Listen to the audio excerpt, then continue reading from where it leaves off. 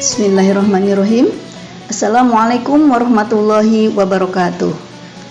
Alhamdulillahilladzi bi ni'matihi tatimmus sholihah. Allahumma sholli ala Muhammad wa ala ali Muhammad. Amma ba'du. Segala puji milik Allah atas segala nikmatnya. Semoga kita senantiasa istiqomah berada di jalan-jalan kebaikan, di jalan ketaatan. Amin Allahumma amin. Bagaimana kabarnya sahabat Lasyaka hari ini? Semoga sehat walafiat. Senang rasanya jumpa lagi di channel Lasyaka untuk berbagi energi, berbagi motivasi. Sahabat Lasyaka yang insya Allah dirahmati Allah, amin. Pernahkah sahabat Lasyaka melawan arus? Ada yang pernah kali ya, sekali atau dua kali, atau mungkin ada yang lebih sering juga gitu ya. Biasanya apa coba alasannya? Kenapa harus melawan arus? Mungkin bisa jadi karena ingin ambil jalan pintas, atau biar karena kalau putar balik terlalu jauh, atau karena nggak pakai helm kena cegatan yang sudah melawan arus saja, atau mungkin ada alasan lainnya lagi. Nah, kalau sampai kita melawan arus itu berarti ada resikonya ya. Kira-kira apa resikonya kalau melawan arus? Pasti banyak tentunya. Harus hati-hati misalnya, kemudian siap ketabrak orang karena orang nggak tahu kalau kita ternyata ada di depannya karena melawan arus gitu. Kemudian siap terluka, siap kecelakaan, bahkan mungkin siap dimarahin orang. Aduh, siap juga pasang telinga karena dibel sama orang, diklakson berulang-ulang karena kita melawan arus. Bahkan bisa jadi siap kena tilang. Dan masih banyak lagi risiko lainnya. Kenapa begitu? Karena kita memang di posisi yang salah. Gak mau ngikutin aturan, gak sesuai aturan, semau kita, mengabaikan kenyamanan orang lain. Nyamankah ketika kita posisi di melawan posisi kita sedang melawan arus itu? Tentu saja tidak, bukan? Kan rasanya jadi was-was kalau sedang melawan arus itu, ada khawatir, berkendara juga jadi nggak nyaman. Padahal kalau mau ngikuti jalan yang sebenarnya, hati kita tentu lebih tenang. Apalagi kalau di hati kita nggak ada omelan-omelan kecil, menggerutu, ya ikutin saja ketentuannya seolah-olah seperti itu. Tentu hal ini jadi terasa nyaman kalau kita memang mikirnya ya udah ikutin aja ketentuannya, atau menyadari di hati ini oke, dinikmati aja meskipun ternyata muter-muter, tidak akan membuat bete insya Allah, dan tidak akan menganggap ini sebagai rintangan. Nah, sekarang kita coba analogikan kejadian tersebut tentang melawan arus itu dengan kegiatan sholat kita. Kenapa ya kita sering gak merasa nyaman dengan sholat kita? Karena kita punya banyak alasan sebagaimana orang yang melawan arus tadi. Misalnya karena sholat jadi membuat jeda pekerjaan, terus harus meluangkan waktu, sehingga akhirnya sholat itu jadi terasa berat.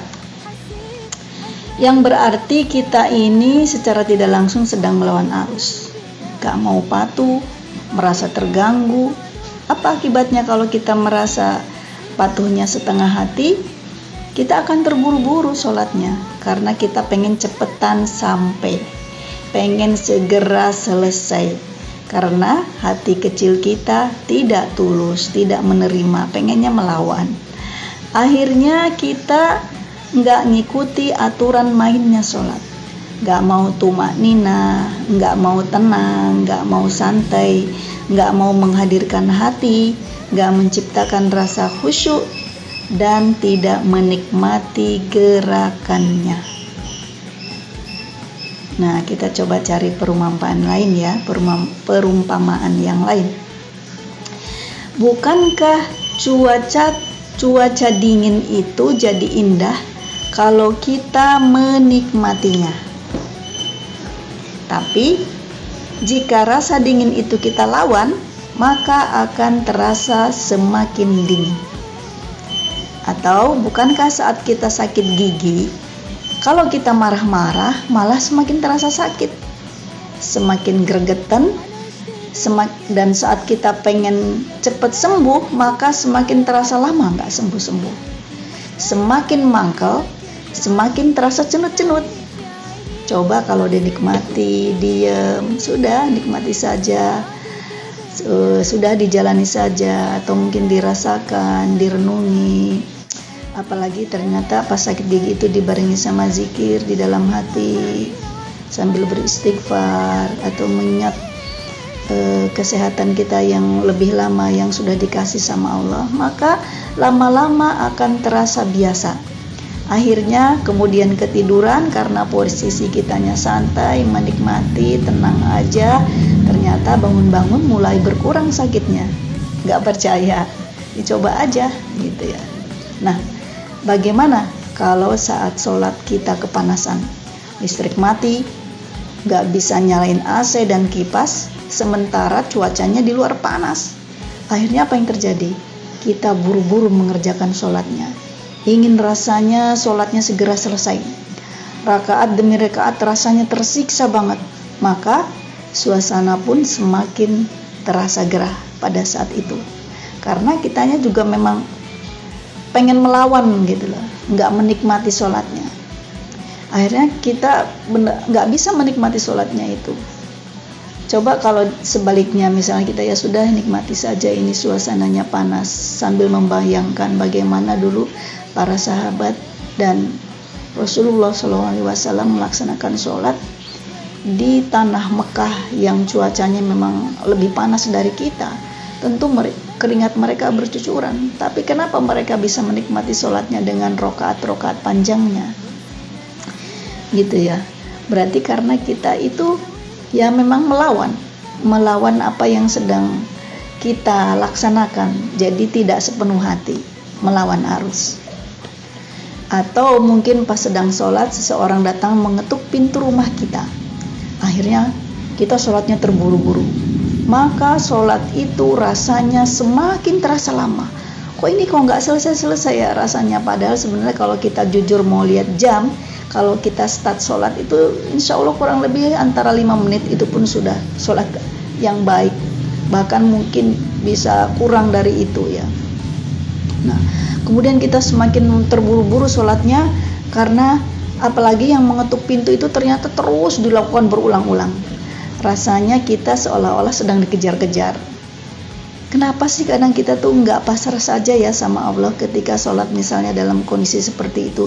Kenapa sih di dalam hati nggak minta saja sama Allah, ya Allah biar engkau saja yang menyelesaikan urusan ini, aku sedang menghadapmu ya Allah. Bukankah saat itu kita sedang berkomunikasi dengan Allah? Maka harusnya santai aja gitu. Bukankah Allah sendiri yang berjanji, siapa yang mendahulukan aku, kata Allah, maka aku akan selesaikan urusannya. Bukankah hidup ini memang Allah yang ngatur? Bukankah Allah yang maha mengendalikan semuanya? Kenapa harus was-was? Kenapa harus cemas? Kenapa memikirkan akan terjadi ini dan itu jika kita seharusnya fokus dengan sholat kita?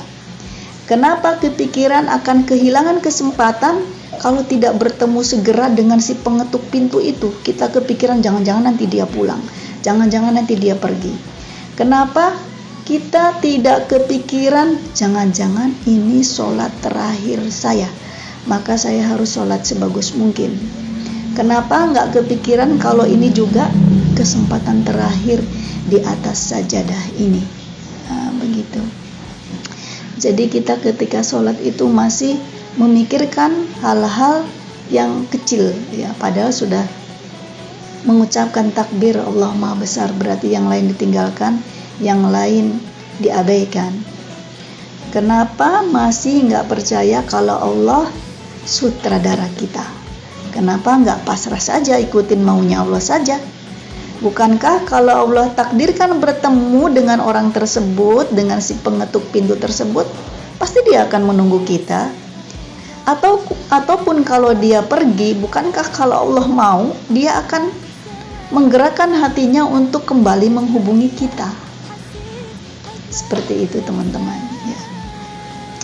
Nah, betapa sulitnya kita menyerahkan urusan kita sepenuhnya kepada Allah.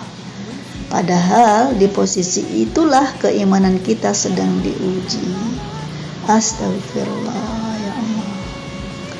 Kalaulah yang mengetuk pintu itu seseorang yang berhubungan dengan bisnis kita, dengan dunia kita, bukankah kalau memang itu ternyata memang sudah ditakdirkan menjadi rezeki kita, pasti ia tidak akan lari dari genggaman kita.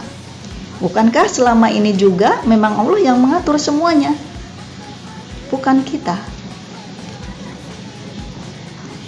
Padahal kalau sedang menghadap bos atasan kita, atau mungkin mertua kita, atau seseorang yang kita hormati keberadaannya, maka semuanya jadi kecil.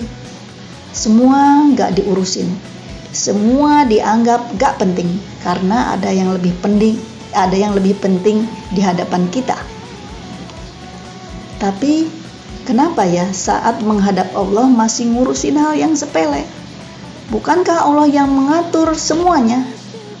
Katanya cinta sama Allah, kok masih melirik yang lain? Nah, kita baru diizinkan untuk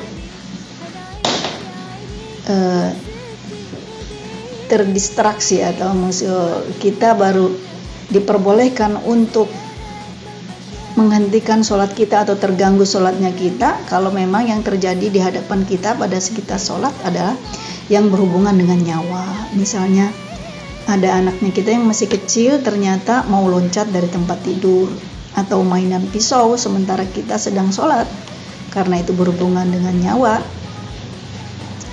sesuatu yang darurat, kita masih bisa membatalkan sholatnya. Tetapi kalau hal yang kecil-kecil seharusnya kita tetap fokus menghadap Allah. Lalu kita amati yang lainnya lagi ya. Kenapa membaca Quran itu rasanya jadi cepat capek, cepat bosan, nggak nyaman? Nah, itu juga karena kita sedang melawan arus. Ada rambu-rambu di sana untuk panjang membacanya, malah dibaca pendek. Ada rambu-rambu berhenti, ditabrak aja. Ada aturan bacaan makhraj dan tajwid, kita pakai aturan sendiri. Nggak mau mempelajarinya. Apa akibatnya? Membaca Al-Quran jadi nggak ada indahnya. Jangankan orang lain, kita sendiri nggak betah untuk berlama-lama. Nah, kita dianjurkan untuk bersiwak dan berwudu dulu sebelum membacanya. Tapi kadang kita juga tidak melakukan itu semua. Kenapa nggak bisa menikmati? Karena kita melawan arus, karena kita nggak tulus, karena setengah hati. Nah, meskinya solusinya bagaimana? Maka usaplah Al-Quran itu dan katakan padanya, sampai bertemu di akhirat nanti wahai sahabatku, sambil dielus Al-Qurannya, engkau adalah teman yang nanti setia menemani di alam kuburku. Insya Allah kalau dilakukan seperti itu, maka kita akan membaca Al-Qurannya, akan menambahkan porsinya, begitu. Maka teman-teman semuanya dan juga saya pribadi menasihati diri saya sendiri, jangan melawan arus, bahaya. Kita ikutin saja maunya Allah, kita ikuti aturan mainnya dalam kehidupan ini. Di dunia ini saja kalau jadi anak yang baik pasti disayang keluarga karena patuh, manut, gitu ya. Jadi murid yang patuh juga tentu akan disayang oleh guru-gurunya dan temannya. Lah, kok nggak pengen disayang sama Allah yang Maha memiliki segalanya? Kenapa? Gitu.